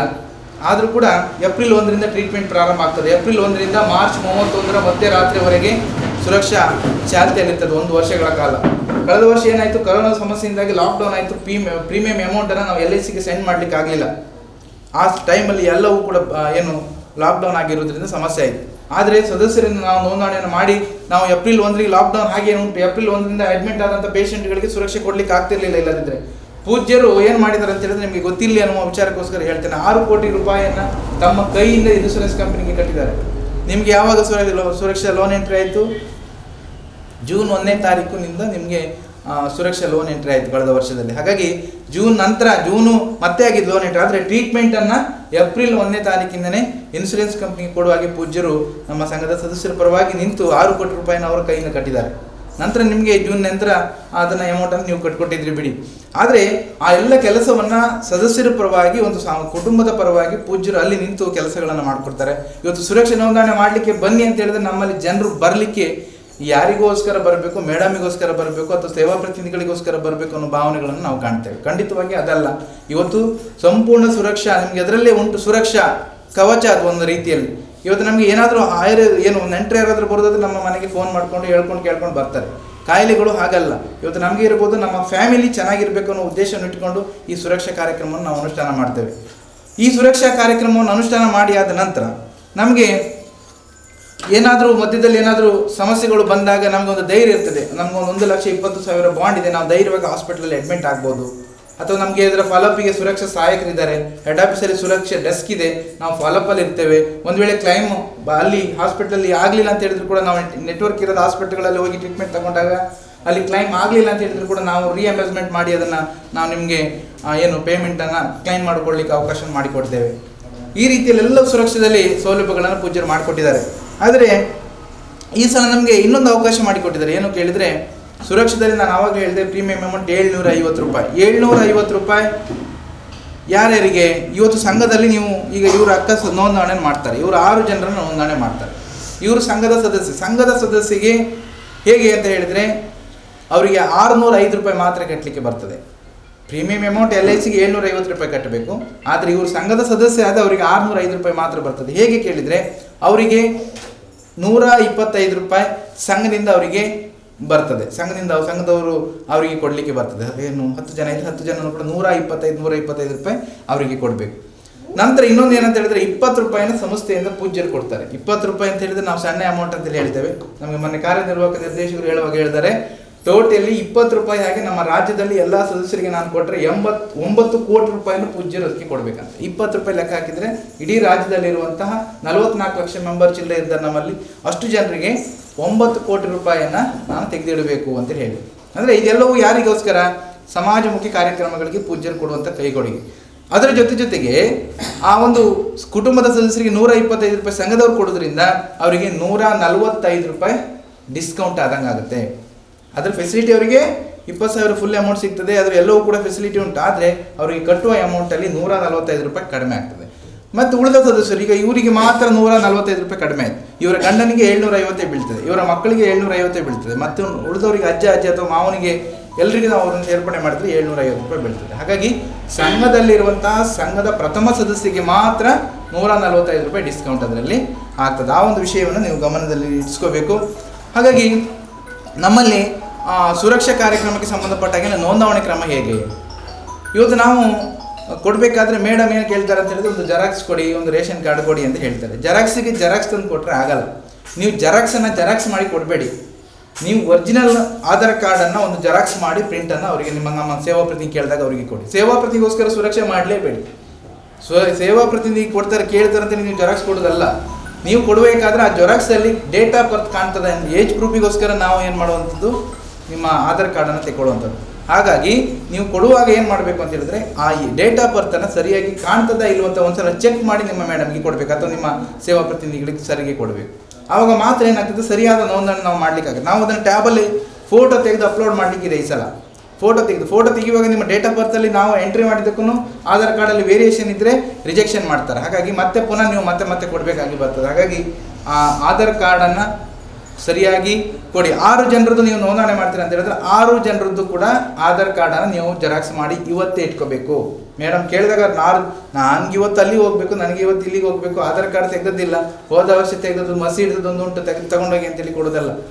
ಅದನ್ನು ತೆಗೆದುಕೊಟ್ರೆ ಇಲ್ಲಿ ರಿಜೆಕ್ಟ್ ಮಾಡಿ ಕಳಿಸ್ತೇನೆ. ಸೇವಾ ಪ್ರತಿ ಯಾರೇ ತಂದರೂ ನಾನು ವಾಪಸ್ ಕಳಿಸ್ತೇನೆ, ಮತ್ತೆ ಪುನಃ ಅದು ವಾಪಸ್ ಬರಬೇಕಾಗುತ್ತೆ. ಹಾಗಾಗಿ ಅದನ್ನು ನೀವು ಸರಿಯಾಗಿ ಕೊಡುವಂಥದ್ದು ಕೆಲಸ ಆಗಬೇಕು. ಮತ್ತು ನೀವು 6 ಜನರು ಒಂದೇ ಫ್ಯಾಮಿಲಿ ಅಂತೇಳಿ ನೋಡಬೇಕಂತೇಳಿ ಅಂದರೆ ಅದೇ ಅಡ್ರೆಸ್ಸಲ್ಲಿರುವಂಥ ರೇಷನ್ ಕಾರ್ಡನ್ನು ಕೂಡ ಸಪೋರ್ಟೆಡ್ ಡಾಕ್ಯುಮೆಂಟ್ ಆಗಿ ನೀವು ನಮಗೆ ಅದರ ಜೊತೆಗೆ ಕೊಡಬೇಕಾಗಿ ಬರ್ತದೆ. ಹಾಗಾಗಿ ರೇಷನ್ ಕಾರ್ಡ್ ಮತ್ತು ಆಧಾರ್ ಕಾರ್ಡನ್ನು ಸರಿಯಾಗಿ ಒಳ್ಳೆ ರೀತಿಯಲ್ಲಿ ಅದನ್ನು ಜೆರಾಕ್ಸ್ ಮಾಡಿ ಇಟ್ಕೊಂಡು ನಿಮ್ಮ ಮೇಡಮ್ ಕೇಳಿದಾಗ ಸರಿಯಾಗಿ ನೋಂದಣಿ ಮಾಡಿ, ಕಳೆದ ವರ್ಷದ ಬಾಂಡನ್ನು ಇದ್ದು ನೀವು ನೋಂದಣಿ ಮಾಡಬೇಕು. ಅವರ ಏಜ್ ಎಷ್ಟು 68 ಇರ್ಬೋದು, ತಲೆ ಕೂದಲು ಹಣ್ಣಾಗಿದೆ ಅಲ್ವಾ, ಆ ಲೆಕ್ಕದಲ್ಲಿ ನೋಂದಣಿ ಅಲ್ಲ. ನಮಗೆ ಕಳೆದ ವರ್ಷ ನೋಂದಣಿ 1 ವರ್ಷ ಜಾಸ್ತಿ ಮಾಡೋದಲ್ಲ. ನಮಗೆ ಹಾಸ್ಪಿಟ್ಲ್ ಅವ್ರು ಏನು ಕೇಳ್ತಾರೆ, ನೀವು ಹಾಕಿದಂಥ ಬಾಂಡಲ್ಲಿರುವಂಥ ಏಜನ್ನು ಕೇಳಲ್ಲ, ಒರಿಜಿನಲ್ ಡಾಕ್ಯುಮೆಂಟ್ ತನ್ನಿ ಅಂತ ಹೇಳ್ತಾರೆ, ಆಧಾರ್ ಕಾರ್ಡ್ ತನ್ನಿ ಅಂತ ಹೇಳ್ತಾರೆ. ಆಧಾರ್ ಕಾರ್ಡಲ್ಲಿ ಸರಿಯಾದ ಏಜನ್ನು ಅಲ್ಲಿ ಇದ್ದರೆ ಮಾತ್ರ ಏನು ಅಲ್ಲಿಗೆ ಕಳಿಸ್ತಾರೆ, ಕ್ಲೈಮಿಗೆ ಕಳಿಸ್ತಾರೆ. ಇಲ್ಲದಿದ್ದರೆ ಏಜ್ ಸರಿ ಇಲ್ಲ ಅಂತೇಳಿ ರಿಜೆಕ್ಷನು ಮಾಡ್ತಾರೆ. ಹಾಗಾಗಿ ನಾಳೆ ಪೇಷಂಟ್ ಹಾಸ್ಪಿಟ್ಲಿಗೆ ಪ್ರಾಬ್ಲಮ್ ಎಲ್ಲಿ ಆಗ್ತದೆ ಗೊತ್ತುಂಟಾ? ಈಗ ಸುರಕ್ಷಾ ನೋಂದಣಿವಾಗ ಯಾರು ಕೂಡ ಅದ್ರ ಬಗ್ಗೆ ಸೀರಿಯಸ್ ಆಗಿ ತಗೊಳ್ಳೋದಿಲ್ಲ. ಪ್ರಾಬ್ಲಮ್ ಎಲ್ಲಿ ಆಗ್ತದೆ, ಹಾಸ್ಪಿಟ್ಲಲ್ಲಿ ರಿಜೆಕ್ಷನ್ ಮಾಡಿದಾಗ ಕ್ಲೈಮ್ ಬರೋದಿಲ್ಲಮ್ಮ, ಏಜ್ ವ್ಯತ್ಯಾಸ ಉಂಟು ಅಂತೇಳಿ ಹೇಳಿದಾಗ ಮಾತ್ರ ಯಾರಿಗೆ ಫೋನ್ ಮಾಡೋದು, ನನಗೆ ಫೋನ್ ಮಾಡೋದು, ಅವರಿಗೆ ಫೋನ್ ಮಾಡೋದು, ಮೇಡಮ್ಗೆ ಫೋನ್ ಮಾಡೋದು, ಇನ್ನು ಆಫೀಸಿಗೆ ಹೋಗೋದು, ಹೀಗೆಲ್ಲ ಮಾಡ್ತಾರೆ. ಹಾಗಾಗಿ ನಾವು ಮಾಡುವಾಗ ಒಂದು ಕೆಲಸವನ್ನು ಪರಿಪೂರ್ಣವಾಗಿ ಮಾಡಿದಾಗ ಖಂಡಿತವಾಗಿ ನಮಗೆ ನಾಳೆ 1 ವರ್ಷಗಳ ಕಾಲ ಏನು ಕೂಡ ಸಮಸ್ಯೆ ಆಗಬಾರ್ದು. ಏನಾದರೂ ಆದರೆ ಕೂಡ ನಮಗೆ ಇನ್ ಟೈಮಿಗೆ ನಮಗೆ ಸೌಲಭ್ಯ ಸಿಗುವಂಥದ್ದು ಕೆಲಸ ಆಗ್ತದೆ. ಹಾಗಾಗಿ ಆ ವಿಷಯಗಳನ್ನು ಕೂಡ ನೀವು ಗಮನದಲ್ಲಿ ಇರಿಸ್ಕೋಬೇಕು. ಹಾಗಾಗಿ ಇನ್ನೊಂದು ಕೆಲವರಿಗೆ ಡಾಕ್ಯುಮೆಂಟೇ ಇರಲ್ಲ. ಇವತ್ತು ನಾನು ಆವಾಗಲೇ ಹೇಳಿದೆ, 3 ತಿಂಗಳ ಮಗುವಿನಿಂದ ಹಿಡಿದು 79 ಏಜ್ನ ಒಳಗಡೆಯವರಿಗೆ ನಾವು ಸುರಕ್ಷೆ ನೋಂದಣಿ ಮಾಡ್ಬೋದು. ಆಮೇಲೆ ಇನ್ಯಾರನ್ನು ನೋಂದಣಿ ಮಾಡ್ಬೋದು. ಈಗ 3 ತಿಂಗಳ ಮಗುವಿಂದ 5 ವರ್ಷದ ಮಗುವಿಗೆ ನಾವು ಆಧಾರ್ ಕಾರ್ಡ್ ಮಾಡ್ಕೊಳ್ಳಿಲ್ಲ ಸರ್, ರೇಷನ್ ಕಾರ್ಡು ಮಾಡ್ಕೊಂಡಿಲ್ಲ, ಏನು ಡಾಕ್ಯುಮೆಂಟ್ ಇಲ್ಲ, ಹೇಗೆ ನಾವು ನೋಂದಣಿ ಮಾಡಬೇಕು? ಹೇಗೆ ನೋಂದಣಿ ಮಾಡೋದು? ಅದಕ್ಕೆ ನಿಮ್ಮ ಬರ್ತ್ ಸರ್ಟಿಫಿಕೇಟ್ ಜೆರಾಕ್ಸನ್ನು ಸಪೋರ್ಟೆಡ್ ಡಾಕ್ಯುಮೆಂಟ್ ಆಗಿ ನೀವು ಅವರಿಗೆ ಕೊಟ್ಟಾಗ ನಾವು ಅವರನ್ನು ಕೂಡ ನೋಂದಣಿ ಮಾಡಲಿಕ್ಕೆ ಆಗ್ತದೆ. ಅಥವಾ ಕೆಲವರು ಏನು ಮಾಡ್ತಾರೆ, ನಿಮ್ಮ ಮಕ್ಕಳು ಮದುವೆ ಮಾಡ್ಕೊಂಡು ಇಲ್ಲಿಗೆ ಬಂದಿರ್ತಾರೆ, ಸೊಸೆ ನಾವು ನೋಂದಣಿ ಮಾಡಬೇಕು ಡೆಲಿವರಿ ಕ್ಲೈಮಿಗೆ. ಹೇಗೆ ನೋಂದಣಿ ಮಾಡೋದು? ಆಧಾರ್ ಕಾರ್ಡ್ ಅಲ್ಲಿನ ಅಡ್ರೆಸ್ ಇದೆ ನೋಡಿ. ಆಧಾರ್ ಕಾರ್ಡ್ ಮತ್ತು ರೇಷನ್ ಕಾರ್ಡ್ ಒಂದೇ ಅಡ್ರೆಸ್ ಇರಬೇಕು. ಆಧಾರ್ ಕಾರ್ಡ್ ಇದು ನಮ್ಮ ಕೊಣಾಜದಿದೆ, ರೇಷನ್ ಕಾರ್ಡ್ ಇದು ಅಥವಾ ಏನು ಉಡುಪಿದಿದೆ, ಅದಾಗಲ್ಲ. ಅವ್ರು ಒಂದೇ ಊರಿನವ್ರು, ಒಂದೇ ಕುಟುಂಬದಲ್ಲಿ ವಾಸಿಸುವಂಥ ಕುಟುಂಬದವ್ರು ಅಂತೇಳಿ ಆಗಬೇಕು. ಇಲ್ಲದಿದ್ದರೆ ನಾವು ಎಲ್ಲಿಯವ್ರನ್ನೆಲ್ಲ ನಾವು ನೋಂದಣಿ ಮಾಡಲಿಕ್ಕೆ ಆಗೋದಿಲ್ಲ. ಹಾಗಾಗಿ ಆ ಒಂದು ವಿಷಯ ಕೂಡ ನೀವು ಗಮನ ಹರಿಸಬೇಕು. 3 ತಿಂಗಳು 79 ವರ್ಷದ ಒಳಗಡೆಯವರು ಸುರಕ್ಷಿತದಲ್ಲಿ ನೋಂದಣಿ ಮಾಡಬೇಕು. ಆಮೇಲೆ ಮಗು ಆದರೆ ಬರ್ತ್ ಸರ್ಟಿಫಿಕೇಟ್ ಜೆರಾಕ್ಸನ್ನು ಕೊಡಬೇಕು. ಮದುವೆಯಾಗಿ ಬಂದಿರ್ತಾರೆ ಸೊಸೆ ಅಥವಾ ಅಳಿಯ ಯಾರಾದ್ರೂ ಅಂಥವ್ರಿದ್ದರೆ, ಒಂದು ವೇಳೆ ಮ್ಯಾರೇಜ್ ಸರ್ಟಿಫಿಕೇಟ್ ಇದ್ದರೆ ಓಕೆ, ಇಲ್ಲದಿದ್ದರೆ ಅವರ 5 ವರ್ಷದ ಒಳಗಡೆ ಅವರು ಬಂದದಿದ್ದರೆ ಅವರನ್ನು ಏನು ಮದುವೆ ಕಾರ್ಡನ್ನು ಕೂಡ ಜೆರಾಕ್ಸನ್ನು ಇಟ್ಬಿಟ್ಟು ಅವ್ರ ಪ್ರೂಫಿಗೆ ನಾವು ಅದನ್ನು ತಗೊಳ್ಳಿಕ್ಕೆ ಸುರಕ್ಷಾ ನೋಂದಣಿ ಮಾಡಲಿಕ್ಕೆ ಆಗ್ತದೆ. ಈ ಹೆರಿಗೆ ಭತ್ಯೆಗೆ ಸಂಬಂಧಪಟ್ಟಾಗ ಕೆಲವರು ಭಾಳಷ್ಟು ತಪ್ಪುಗಳನ್ನು ಮಾಡ್ತಾರೆ. ಏನು ಮಾಡ್ತಾರೆ ಅಂತ ಹೇಳಿದ್ರೆ, ಪ್ರಥಮದಲ್ಲಿ ಹೆರಿಗೆ ಭತ್ಯೆ ನೀವು ಪಡ್ಕೊಳ್ಳಿಕ್ಕೆ ಸೌಲಭ್ಯ ನಿಮ್ಗೆ ಗೊತ್ತಿರ್ತದೆ. ಇಂಥ ಟೈಮಿಗೆ ಪ್ರೆಗ್ನೆನ್ಸಿ ಆಗಿದ್ದರೆ ಇಂಥ ಟೈಮಿಗೆ ಡೆಲಿವರಿ ಆಗ್ತದೆ. ಆ ಟೈಮ್ ಒಳಗಡೆ ಸುರಕ್ಷೆ ಬರೋದ್ರಿಂದ ನೀವು ಸುರಕ್ಷೆ ನೋಂದಣಿ ಈಗಲೂ ಸರಿಯಾಗಿ ಕೇಳ್ಕೊಂಡು ಮಾಡ್ಬೇಕು ಮೇಡಮ್ ಹತ್ರ. ಯಾಕೆ ಕೇಳಿದ್ರೆ, ಕೆಲವರು ಪ್ರೀಮಿಯಂ ಅಮೌಂಟ್ 750 ರೂಪಾಯಿ ಕಟ್ಟಬೇಕಲ್ಲ, ಗಂಡನ್ನು ಬಿಟ್ಬಿಡೋದು. ಗಟ್ಟಿದ್ದಾನೆ ಗಂಡ ಬೇಡ, ಗಂಡನ್ನು ಬಿಟ್ಬಿಡೋದು. ಆಮೇಲೆ ಏನಾಯಿತು, ರೇಷನ್ ಕಾರ್ಡಲ್ಲಿ 3 ಜನ ಗಟ್ಟಿ ಮುಟ್ಟಿದ್ದಾರೆ, ಅವರನ್ನು ಬಿಟ್ಬಿಡೋದು. ಯಾರು ಪೇಷಂಟ್ ಇದ್ದಾರೆ, ವಯಸ್ಸಾಗಿದ್ದವರು ಇದ್ದಾರೆ, ಅವರನ್ನು ಮಾತ್ರ ಸುರಕ್ಷೆ 3 ಜನ ನೋಂದಣಿ ಮಾಡಿ 3 ಜನ ಬಿಟ್ಬಿಡ್ತಾರೆ. ಡೆಲಿವರಿ ಆಗುವ ಟೈಮಿಗೆ ಕ್ಲೈಮ್ ಬರಲ್ಲ. ಯಾಕೆ ಬರಲ್ಲ? ರೇಷನ್ ಕಾರ್ಡಲ್ಲಿರುವ ಎಲ್ಲ ಸದಸ್ಯರನ್ನು ಸುರಕ್ಷೆ ನೋಂದಣಿ ಮಾಡಿದರೆ ಮಾತ್ರ ಡೆಲಿವರಿ ಕ್ಲೈಮ್ ಬರೋದು. ಗಂಡನ ಸುರಕ್ಷೆಯಲ್ಲಿ ನೋಂದಣಿ ಮಾಡಿದರೆ ಮಾತ್ರ ಡೆಲಿವರಿ ಕ್ಲೈಮ್ ಬರೋದು. ಇದು ಸೆಕೆಂಡ್ ಡೆಲಿವರಿ, 1 ಮತ್ತು 2ನೇ ಡೆಲಿವರಿಗೆ ಮಾತ್ರ ಹೆರಿಗೆ ಭತ್ಯೆ ಕೊಡಲಿಕ್ಕೆ ಆಗುತ್ತೆ. 3ನೇ ಡೆಲಿವರಿಗೆ ಕೊಡಲಿಕ್ಕೆ ಆಗಲ್ಲ. ಮಗು ಇದ್ದರೂ ಕೂಡ ಮಗು ಇಲ್ಲದಿದ್ದರೂ ಕೂಡ ಡೆಲಿವರಿ ಲೆಕ್ಕಾಚಾರ ಬರ್ತದೆ. ಹಾಗಾಗಿ 1 ಅಥವಾ 2 ಡೆಲಿವರಿಗೆ ಸುರಕ್ಷೆ ಕ್ಲೈಮ್ ಆಗ್ತದೆ. 1 ಡೆಲಿವರಿ ಆದ ನಂತರ 2ನೇ ಡೆಲಿವರಿಗೆ ಕ್ಲೈಮ್ ಕೊಡುವಾಗ ಪ್ರಥಮದಲ್ಲಿರುವ ಮಗುವನ್ನು ಸುರಕ್ಷದಲ್ಲಿ ನೋಂದಣಿಯನ್ನು ಮಾಡಬೇಕು. ಇಲ್ಲದಿದ್ದರೆ ಏನಾಗ್ತದೆ, ರೇಷನ್ ಕಾರ್ಡಲ್ಲಿರುವ ಎಲ್ಲರೂ ಸುರಕ್ಷೆ ನೋಂದಣಿ ಮಾಡಬೇಕು, ಪ್ರಥಮದಲ್ಲಿರುವಂಥ ಮಗುವಿನ ನೋಂದಣಿ ಮಾಡಬೇಕು, ತಂದೆಯನ್ನು ಕೂಡ ನೋಂದಣಿಯನ್ನು ಮಾಡಿದರೆ ಮಾತ್ರ 2ನೇ ಡೆಲಿವರಿ ಕ್ಲೈಮನ್ನು ಪಡ್ಕೊಳ್ಳಿಕ್ಕೆ ಅವಕಾಶ ಉಂಟು. ಆಮೇಲೆ ಇನ್ನೊಂದು ಏನಂತ ಹೇಳಿದರೆ, ಈ ಯಾವುದಕ್ಕೆ ಸುರಕ್ಷೆ ಬರುವುದಿಲ್ಲ, ಕೆಲವೆಲ್ಲ ರಿಜೆಕ್ಷನ್ ಆಗ್ತದೆ. ಈ ಸುರಕ್ಷೆಗಳು ಯಾವುದಕ್ಕೆ ಬರುವುದಿಲ್ಲ ಅನ್ನೋದು ಕೂಡ ನಾವು ಕೆಲವೊಂದು ವಿಚಾರಗಳನ್ನು ನಾವು ನೋಡ್ಕೋಬೇಕಾಗುತ್ತೆ. ನಾವು ಔಟ್ ಪೇಷೆಂಟ್ ಆಗಿ ಟ್ರೀಟ್ಮೆಂಟನ್ನು ಪಡ್ಕೊಂಡಾಗ, ಔಟ್ ಪೇಷೆಂಟ್ ಆಗಿ ಕೆಲವೊಂದು ಗಂಟೆಗಳ ಕಾಲ ಹೋಗಿ ಟ್ರೀಟ್ಮೆಂಟ್ ಮಾಡಿ ಚೆಕಪ್ ಮಾಡ್ಕೊಂಡು ಬರ್ತೇವೆ, ಅದಕ್ಕೆ ಸುರಕ್ಷೆ ಕ್ಲೈಮ್ ಬರುವುದಿಲ್ಲ. ಕೆಲವು ಏನು ಅಡ್ಮಿಟ್ ಆಗಬೇಕಿದ್ರೆ ಮುಂಚೆ ತೆಗೆದುಕೊಂಡಂಥ ಸ್ಕ್ಯಾನಿಂಗ್ ಇರ್ಬೋದು, ಎಕ್ಸ್ರೇ ಇರ್ಬೋದು, ECG ಇರ್ಬೋದು, ಯಾವುದಕ್ಕೂ ಕೂಡ ಸುರಕ್ಷೆ ಬರುವುದಿಲ್ಲ. ಅದನ್ನು ಗಮನ ಹರಿಸ್ಕೋಬೇಕು. ಆಮೇಲೆ MLC ಕೇಸ್ ಆಗ್ತದೆ, ಆಕ್ಸಿಡೆಂಟ್ ಆಗಿ ಅದನ್ನು ಕೋರ್ಟಿಗೆ ಹೋಗ್ತದೆ ಕೇಸು. MLC ಆದರೆ ಅದು ಆ ಏನು ಒರಿಜಿನಲ್ ಡೆತ್ ಏನು ಅವರ ಡಿಸ್ಚಾರ್ಜ್ ಸಮ್ಮರಿ ಅಥವಾ ಎಲ್ಲವೂ ಕೂಡ ಪೋಸ್ಟ್ ಮಾರ್ಟಮ್ ರಿಪೋರ್ಟ್ ಎಲ್ಲವೂ ಕೂಡ ಮೇನ್ ಇನ್ಶೂರೆನ್ಸಿಗೆ ಹೋಗೋದ್ರಿಂದ ಅಲ್ಲಿ ಕ್ಲೈಮು ಅಲ್ಲಿ ಬರೋದ್ರಿಂದ ಅವರಿಗೆ ಸುರಕ್ಷದಲ್ಲಿ ಕ್ಲೈಮು ಬರೋದಿಲ್ಲ. ಆಮೇಲೆ 7 ತಿಂಗಳ ಒಳಗಡೆ ಆಗಿರುವಂತಹ ಅಬಾರ್ಷನ್, ಕೆಲವರು ಬೇಕಂದ್ರೆ ಅಬಾರ್ಷನ್ ಮಾಡ್ಕೊಂಡಿರ್ತಾರೆ, ಕೆಲವರು ಅಬಾರ್ಷನ್ ಆಗ್ತದೆ ಅಂತ 7 ತಿಂಗಳ ಒಳಗಡೆ ಆದಂತಹ ಈ ಒಂದು ಗರ್ಭಪಾತಕ್ಕೆ ಇದಕ್ಕೆ ಸುರಕ್ಷಾ ಕ್ಲೈಮ್ ಬರೋದಿಲ್ಲ. ಆಮೇಲೆ ಕೆಲವೆಲ್ಲ ಏನು ಪ್ಲಾಸ್ಟಿಕ್ ಸರ್ಜರಿಯನ್ನು ಮಾಡ್ಕೋತಾರೆ. ಕೆಲವರು ಸಹ ಚೆಂದ ಕಾಣಬೇಕು, ಮುಖದಲ್ಲಿ ಕಲೆ ಉಂಟು, ಹಾಗೆ ಉಂಟು, ಹೀಗೆ ಉಂಟು ಅಂತೇಳಿ, ಅದಕ್ಕೆ ಕೂಡ ಸುರಕ್ಷಾ ಕ್ಲೈಮ್ ಬರೋದಿಲ್ಲ. ಆಮೇಲೆ ಆಲ್ಕೋಹಾಲಿಕ್ ಕಂಟೆಂಟ್ಗಳಿಗೆ, ಇವತ್ತು ಡ್ರಿಂಕ್ಸ್ ಮಾಡ್ಕೊಂಡು ಅವನೆಲ್ಲೋ ಬಿದ್ದು ಪೆಟ್ಟು ಮಾಡ್ಕೊಂಡ ಅಂತ ಹೇಳಿದರೆ ಅದಕ್ಕೂ ಕೂಡ ಸುರಕ್ಷೆ ಕ್ಲೈಮ್ ಬರೋದಿಲ್ಲ. ಸುಸೈಡ್ ಕೇಸ್ಗಳಿಗೆ, ಸುಸೈಡ್ ಎಣ್ಣೆ ಅಥವಾ ಬೇರೆ ಏನು ಪೆಸ್ಟಿಸೈಡ್ಸ್ ಏನಾದರೂ ಕುಡಿದ್ಬಿಟ್ಟು ನಾಳೆ ಏನಾದರೂ ಸಮಸ್ಯೆ ಆಯಿತು ಅಂತ ಹೇಳಿದ್ರೆ ಅವನ ಬ್ಲಡ್ಡಲ್ಲಿ ಅಂಥ ಒಂದು ವಿಷಯ ಗೊತ್ತಾದರೆ ಸುಸೈಡ್ ಕೇಸ್ಗಳಿಗೆ ಸುರಕ್ಷೆ ಕ್ಲೈಮ್ ಆಗೋದಿಲ್ಲ. ಯಾಕಂತ ಹೇಳಿದ್ರೆ ಇದು ಅದು ಬೇಕಂತಲೇ ಮಾಡ್ಕೊಂಡಿರೋದು ಆ ಮನುಷ್ಯ, ಹಾಗಾಗಿ ಅದಕ್ಕೆ ಸುರಕ್ಷೆ ಕ್ಲೈಮು ಬರೋದಿಲ್ಲ. ಹಾಗಾಗಿ ಅನಿರೀಕ್ಷಿತ ಕಾಯಿಲೆ ಅಲ್ಲ, ಸುಸೈಡ್ ಅನ್ನೋದು ಕಾಯಿಲೆ ಅಲ್ಲ. ಹಾಗಾಗಿ ಇದನ್ನೆಲ್ಲವೂ ಕೂಡ ಗಮನದಲ್ಲಿ ಇಟ್ಕೊಂಡು ನಾಳೆ ಜಗಳಾಡೋದು ಹೇಗೆ, ನಮಗೆ ಕ್ಲೈಮ್ ಬರ್ದಿದ್ದಾಗ ಮಾತ್ರ ಜಗಳಾಡೋದು. ಫಸ್ಟಿಗೆ ನಾವು ಯಾವುದನ್ನು ಕೇಳಲ್ಲ, ಯಾವುದೂ ಇಲ್ಲ, ಮೇಡಮ್ ಕೇಳ್ತಾರೆ, ಅವ್ರು ಬರ್ಕೊಳ್ಳಿ ಇವ್ರು ಬರ್ಕೊಳ್ಳಿ ಅಂತೇಳಿ ಯಾರ್ಯಾರ ಹತ್ರ ಕೊಟ್ಟು ಕಳಿಸುವವರಿದ್ದಾರೆ ಸುರಕ್ಷೆ ನೋಂದಣಿ ಮಾಡುವಾಗ. ನಮ್ದು ಅವ್ರು ಮಾಡಿ ಇವ್ರು ಮಾಡಿ ಚೀಟಿ ಕೊಟ್ಟು ಪ್ರಬಂಧಕರ ಹತ್ರ ಕೊಟ್ಬಿಡೋದು ನೋಂದಣಿ ಮಾಡಿ. ಈ ಥರ ಎಲ್ಲ ಸಮಸ್ಯೆಗಳು ಬರಬಾರ್ದು. ಹಾಗಾಗಿ ಎಲ್ಲ ವಿಷಯಗಳಿಗೆ, ಆಮೇಲೆ ಕೆಲವೊಂದು ಮೂಗಿನ ದುರ್ಮಾಂಸ ತೆಗಿಲಿಕ್ಕೆ ಕೆಲವೇ ಗಂಟೆಗಳ ಶಸ್ತ್ರಚಿಕಿತ್ಸೆಯನ್ನು ಮಾಡಿ ಏನು ಮನೆಗೆ ಕಳಿಸುವಂಥದ್ದು, ಅವತ್ತೇ ಮನೆಗೆ ಕಳಿಸ್ತಾರೆ. ಕನಿಷ್ಠ 36 ಗಂಟೆ ಆದರೂ ಕೂಡ ಹಾಸ್ಪಿಟಲ್ ಅಡ್ಮಿಟ್ ಆಗುವಂತಹ ಕಾಯಿಲೆಗಳಿಗೆ ಮಾತ್ರ ಸುರಕ್ಷತೆಯಲ್ಲಿ ಕ್ಲೈಮ್ ಆಗ್ತದೆ ವಿನಃ ಹೀಗೆ ಚೆಕ್ ಮಾಡ್ಕೊಂಡು ಬಂದರೆ ಅವರಿಗೆ ಕ್ಲೈಮು ಬರೋದಿಲ್ಲ. ಆಮೇಲೆ ಕೆಲವು ಫಿಸಿಯೋಥೆರಪಿ, ಕೆಲವೊಂದು ಎಕ್ಸಸೈಸಸ್ಗಳಿರ್ತವೆ, ಎಕ್ಸಸೈಸಸ್ಗಳು ಹೀಗೆ ಬರೋದು. ಮತ್ತು ಕೆಲವು ಈ ಏನು ನಾಟಿ ವೈದ್ಯರಿಂದ ಪಡ್ಕೊಂಡಂಥ ಟ್ರೀಟ್ಮೆಂಟ್ಗಳಿಗೆ ಸುರಕ್ಷಾ ಕ್ಲೈಮ್ ಬರೋದಿಲ್ಲ. ಆಮೇಲೆ ಕೆಲವೆಲ್ಲ ಏನು ಮಾಡ್ತಾರೆ ಅಂತ ಹೇಳಿದ್ರೆ, ಈ ಕಣ್ಣಿನ ಆಪ್ರೇಷನ್ಗಳಾಗ್ತದೆ, ಲೆನ್ಸ್ಗಳನ್ನು ಏನು ನಮ್ಮ ಪ್ಯಾಕೇಜ್ ಆಧಾರದಲ್ಲಿ ಕೊಡುವಂಥ ಲೆನ್ಸ್ಗಳನ್ನು ಚೇಂಜ್ ಮಾಡಿ ಕೆಲವರು ಕಾಸ್ಟ್ಲಿ ಲೆನ್ಸ್ಗಳನ್ನು ಹಾಕ್ಕೊಳ್ತಾರೆ ಕಣ್ಣಿಗೆ. ಅಂಥ ಸಂದರ್ಭದಲ್ಲಿ ಹೆಚ್ಚುವರಿ ಪೇಮೆಂಟು ತಗೊಂಡಂಥ ಕಾಸ್ಟ್ಲಿ ಲೆನ್ಸ್ ಹಾಕಿದರೆ ಪ್ಯಾಕೇಜಲ್ಲಿ ಎಷ್ಟು ಅಮೌಂಟ್ ಕೊಡಬೇಕು ಅಷ್ಟು ಕ್ಲೈಮ್ ಮಾಡ್ತೇವೆ, ಆದರೆ ಹೆಚ್ಚುವರಿ ಪೇಮೆಂಟನ್ನು ಅವರು ಪಾರ್ಟಿಗೆ ಭರಿಸಬೇಕಾಗಿ ಬರ್ತದೆ. ಹಾಗಾಗಿ ಎಲ್ಲ ವಿಚಾರಗಳನ್ನು ಕೂಡ ಸುರಕ್ಷಾ ನೋಂದಣಿ ಸಂದರ್ಭದಲ್ಲಿ ಗಮನಿಸಬೇಕಾದಂಥ ವಿಚಾರ.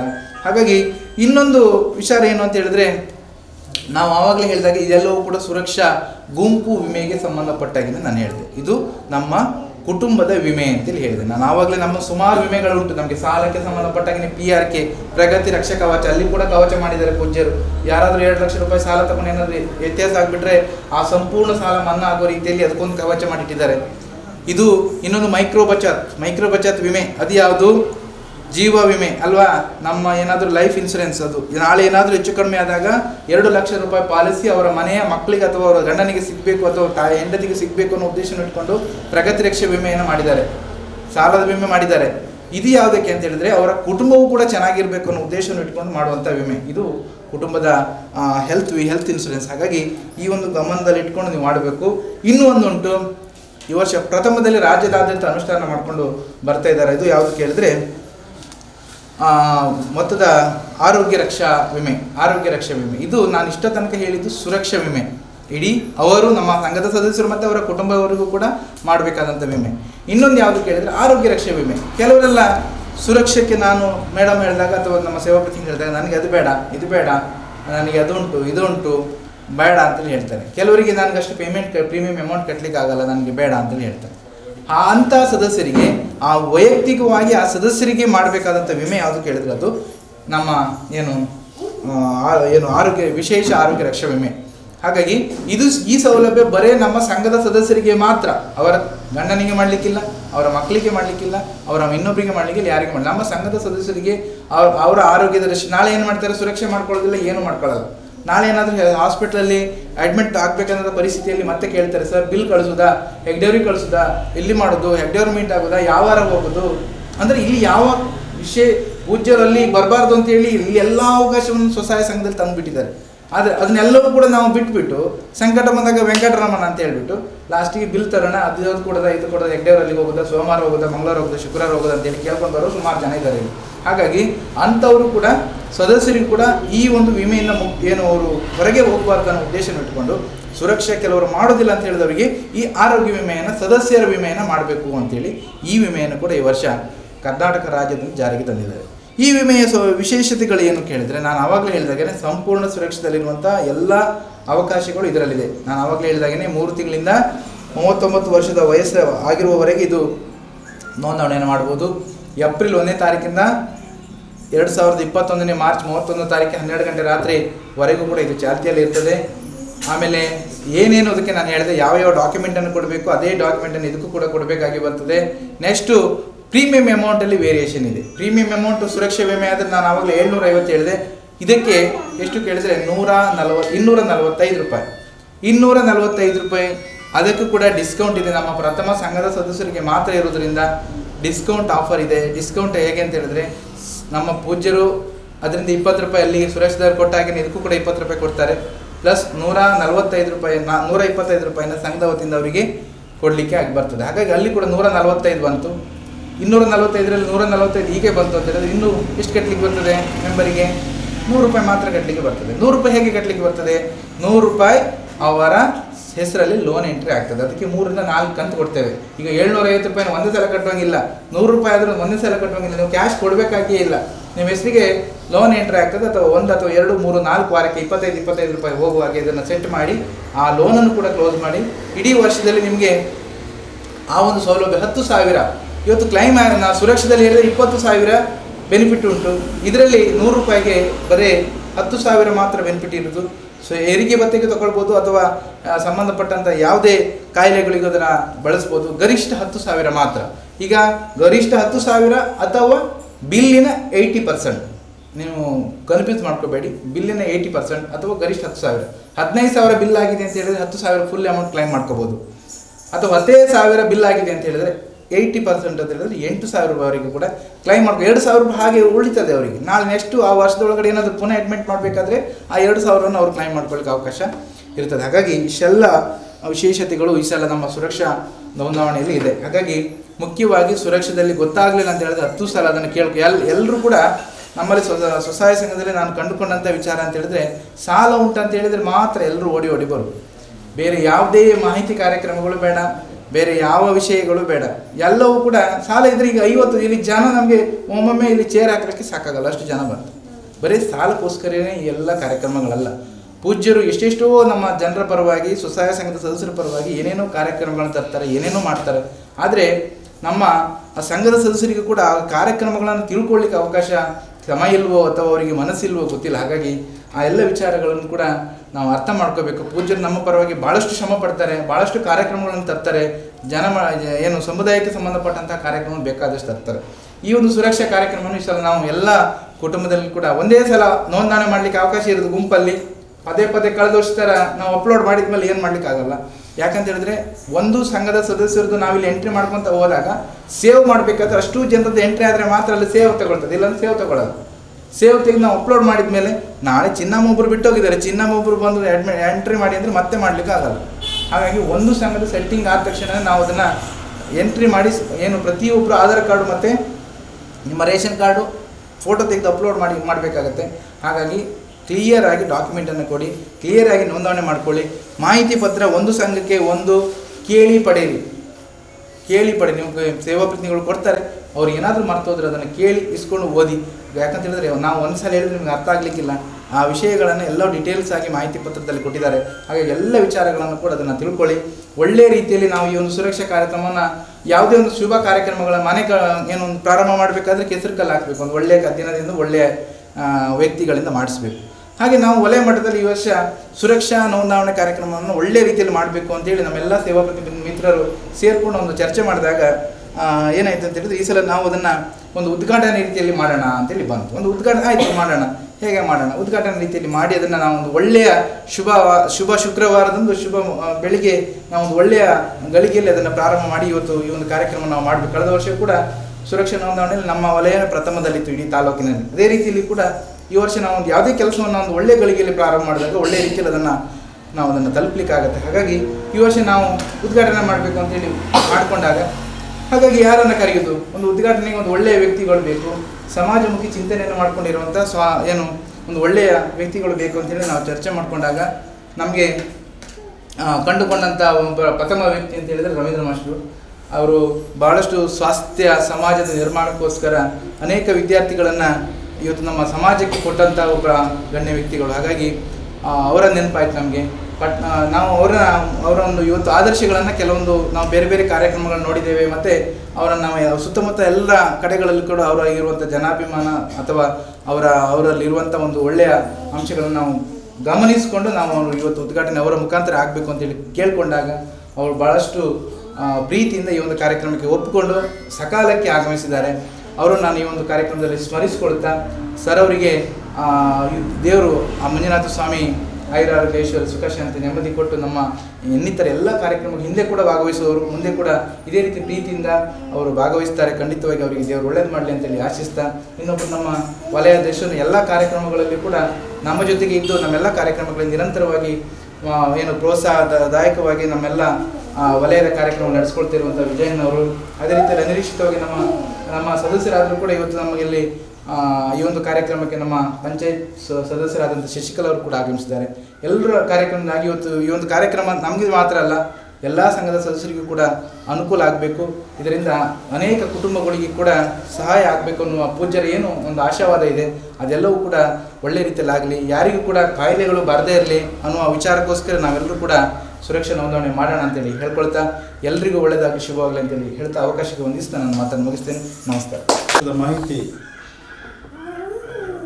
ಮಾಹಿತಿ ಪತ್ರ ಬಿಡುಗಡೆ ಮಾಡಲಿರುತ್ತೆ ಗಣ್ಯರು.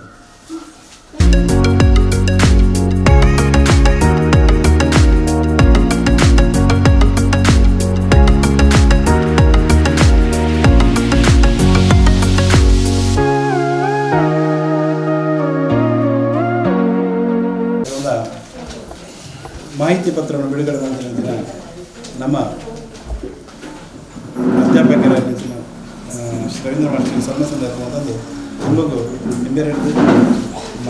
ಇದೊಂದು ಬಹಳ ಜವಾಬ್ದಾರಿಯುತವಾದಂತಹ ಇದು ವಿಚಾರ ಅಂತ ಯಾಕೆ ನಾನು ಇದನ್ನು ಪ್ರಸ್ತಾಪಿಸಿದೆ ಅಂತ ಹೇಳಿದರೆ, ಮುಖ್ಯವಾಗಿ ಇದು ಧರ್ಮಸ್ಥಳದ ಧರ್ಮಾಧಿಕಾರಿಯಾಗಿರ್ತಕ್ಕಂತಹ ಡಾಕ್ಟರ್ ವೀರೇಂದ್ರ ಹೆಗ್ಡೆಯವರ ಕನಸಿನ ಕೂಸು.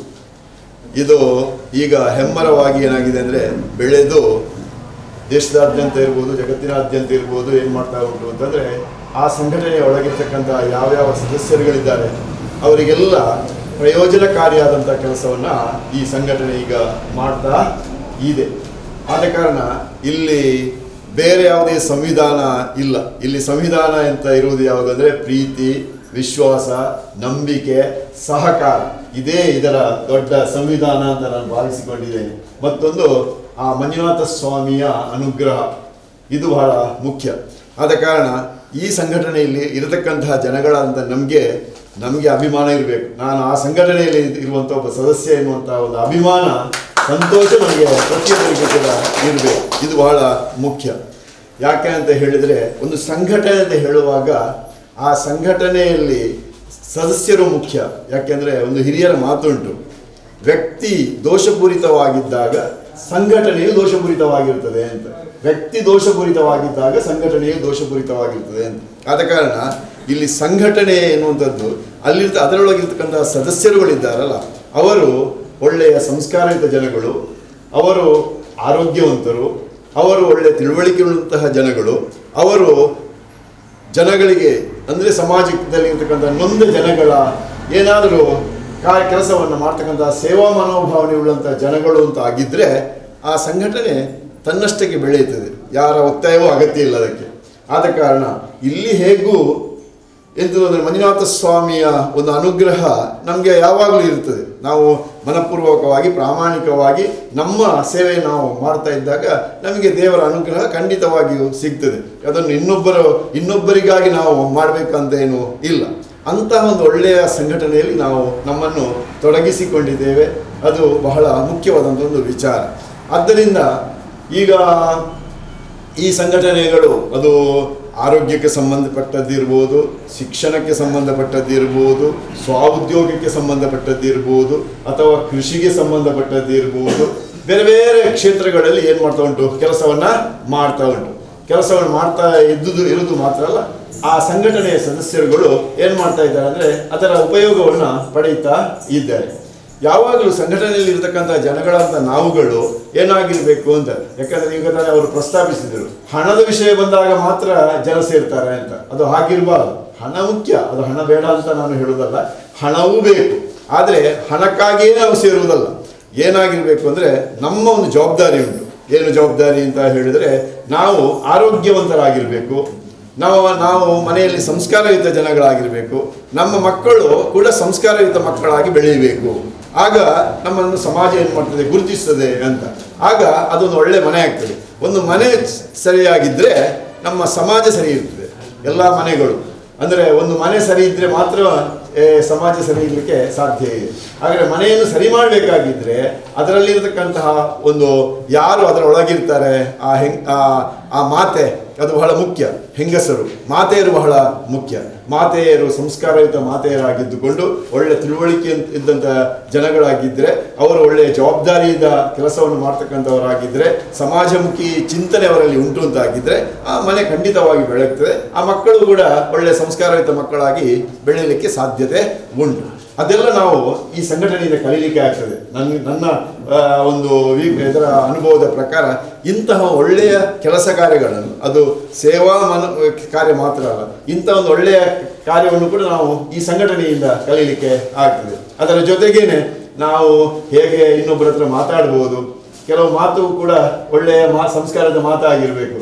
ಒಟ್ಟಾರೆ ಹೊರಟು ಮಾತಾಡ್ತಾ ಏನೇನೋ ಮಾತಾಡಿ ಏನೇನೋ ದಾರಿ ತಪ್ಪಿಸುವಂಥ ಮಾತುಗಳು ನಮ್ಮಲ್ಲಿ ಇರಬಾರದು. ಅಂತಹ ಒಂದು ಸೌಮ್ಯ ಮಾತುಗಳು, ಅಂತಹ ಒಂದು ಒಳ್ಳೆಯ ನಡವಳಿಕೆಗಳು, ಅದೇ ರೀತಿ ಅದರ ಜೊತೆಗೆ ನಮ್ಮನ್ನು ನಾವು ರಕ್ಷಿಸಿಕೊಳ್ಳುವಂತಹ ಕೆಲಸವನ್ನು ನಾವು ಮಾಡಿಕೊಳ್ಳುವಂಥದ್ದು, ಇದು ನಮ್ಮ ಬಹಳ ಮುಖ್ಯವಾದಂಥ ಕಾರ್ಯ. ಇದನ್ನು ನಾವು ಈ ಸಂಘಟನೆಯಿಂದ ಕಲಿತೇವೆ. ಒಂದು ಮಾತಿದೆ, ಜಂತೂನಾಂ ನರಜನ್ಮ ದುರ್ಲಭವು, ಅಂದರೆ ಮಾನವ ಜನ್ಮ ಭಾರಿ ದೊಡ್ಡ ಶ್ರೇಷ್ಠವಾದಂಥದ್ದು, ಅದಕ್ಕಿಂತ ದೊಡ್ಡ ಶ್ರೇಷ್ಠತೆ ಬೇರೆ ಇಲ್ಲ ಅಂತ.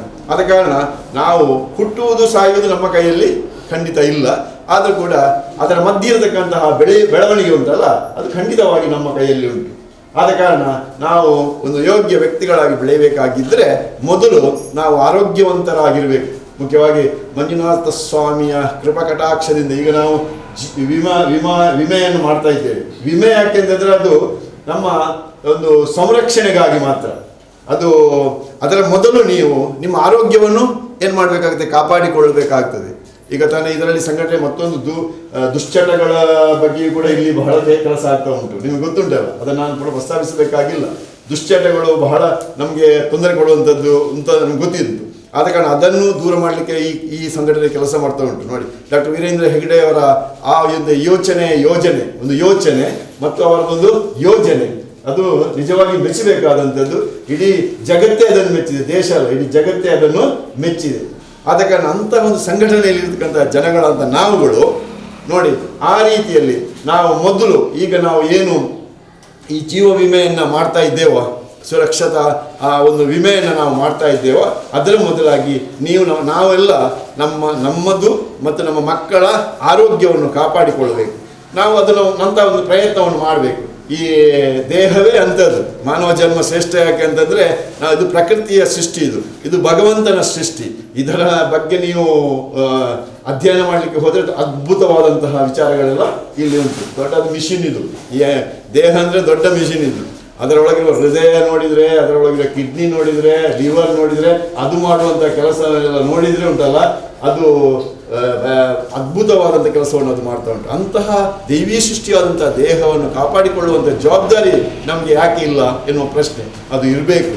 ಆದ್ದರಿಂದ ನಮ್ಮ ಹಿರಿಯರು ಹೇಳಿಕೊಟ್ಟಿದ್ದಾರೆ ನೋಡಿ, ದೇಹವೇ ದೇವಾಲಯ, ಆತ್ಮವೇ ದೇವರು ಅಂತ ಹೇಳಿದ್ದಾರೆ. ಯಾಕೆ ಹೇಳಿದವರು? ಸುಮ್ಮನೆ ಹೇಳಿದಲ್ಲ, ಅನುಭವದಿಂದ ಹೇಳಿದಂಥದ್ದು. ಆದ ಕಾರಣ ಆ ದೇವಸ್ಥಾನ ಇರುವಂತಹ ದೇಹವನ್ನು ದೇವಸ್ಥಾನವೇ ಅಂತ ನಂಬಿಕೊಂಡಂತಹ ದೇಹವನ್ನು ನಾವು ಸರಿಯಾಗಿ ಇಟ್ಟುಕೊಳ್ಳಬೇಕು ಅಂತಹ ಒಂದು ಕಾರ್ಯ ನಿಮ್ಮಿಂದ ಆಗಲಿ.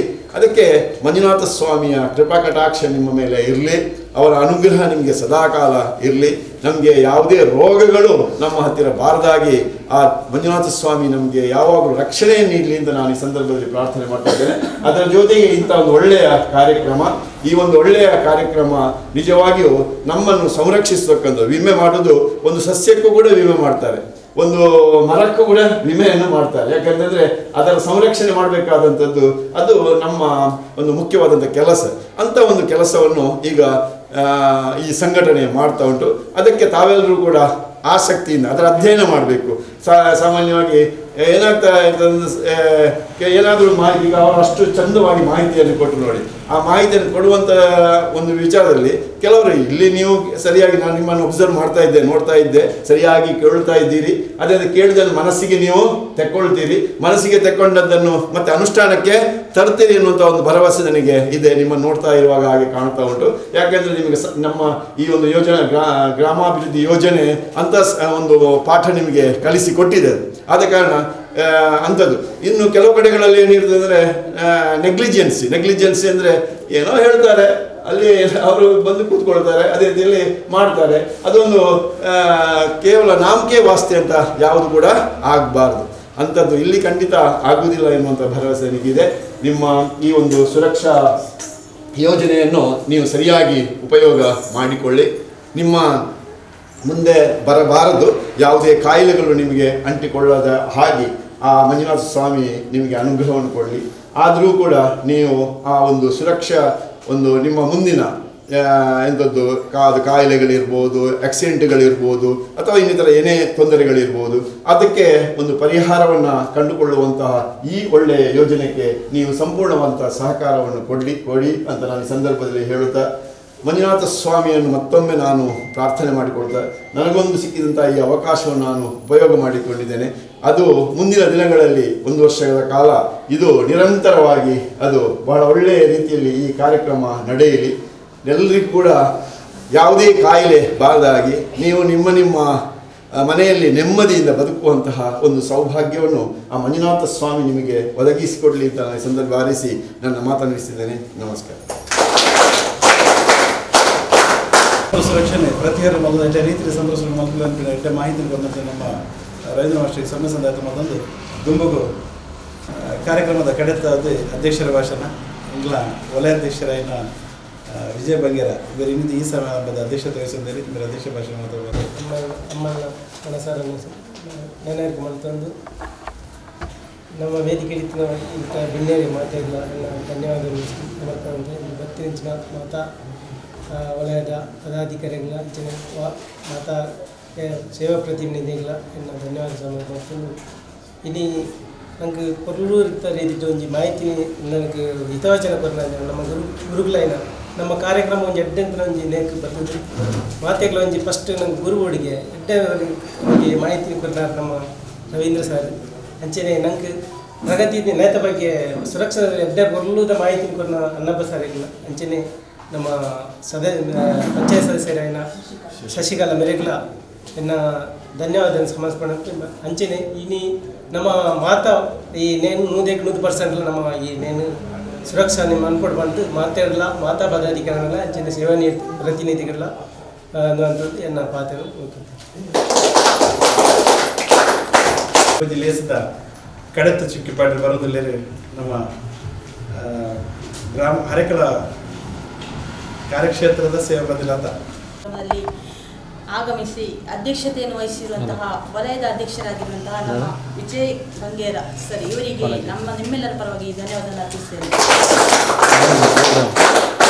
ಹಾಗೆ ಈ ಒಂದು ಕಾರ್ಯಕ್ರಮಕ್ಕೆ ನಮ್ಮ ಕರೆಗೆ ಹೋಗೊಟ್ಟು ಬಂದಿರುವಂತಹ ನಮ್ಮ ಗುರುಗಳು ಕೂಡ, ಹಾಗೆ ಈ ಒಂದು ಕಾರ್ಯಕ್ರಮವನ್ನು ದೀಪ ಬೆಳಗಿಸುವುದರೊಂದಿಗೆ ಉದ್ಘಾಟನೆ ಮಾಡಿದಂತಹ ನಮ್ಮ ಸರ್ ರವೀಂದ್ರ ಸರ್ ಇವರಿಗೆ ಕೂಡ ತುಂಬ ಹೃದಯದ ಧನ್ಯವಾದ ಅರ್ಪಿಸ್ತೇನೆ ಸರ್.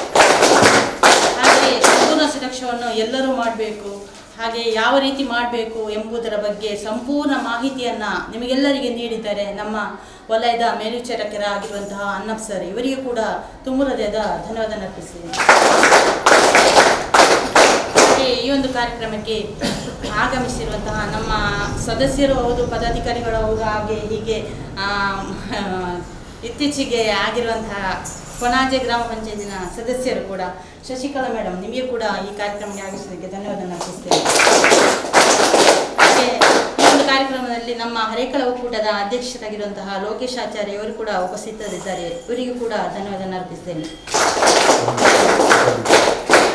ಹಾಗೆ ಕಾರ್ಯಕ್ರಮಕ್ಕೆ ಆಗಮಿಸಿರುವಂತಹ ಕೊಣಾಜೆ ವಲಯದ ಒಕ್ಕೂಟದ ಉಪಾಧ್ಯಕ್ಷರು ಕೂಡ ನಮ್ಮೊಂದಿಗಿದ್ದಾರೆ, ಇವರಿಗೂ ಕೂಡ ಧನ್ಯವಾದ ಅರ್ಪಿಸ್ತೇನೆ. ಹಾಗೆ ಇಷ್ಟರೊಳಗೆ ಉತ್ತಮ ರೀತಿಯಲ್ಲಿ ಮಾಹಿತಿಯನ್ನು ಕೇಳಿರುವಂತಹ ಗ್ರಾಮ ಚೌಡಿ ಒಕ್ಕೂಟದ ಪದಾಧಿಕಾರಿಗಳು, ಅಧ್ಯಕ್ಷರು, ಪದಾಧಿಕಾರಿಗಳು ಹಾಗೂ ಸರ್ವ ಸದಸ್ಯರಿಗೂ ಕೂಡ ಧನ್ಯವಾದ.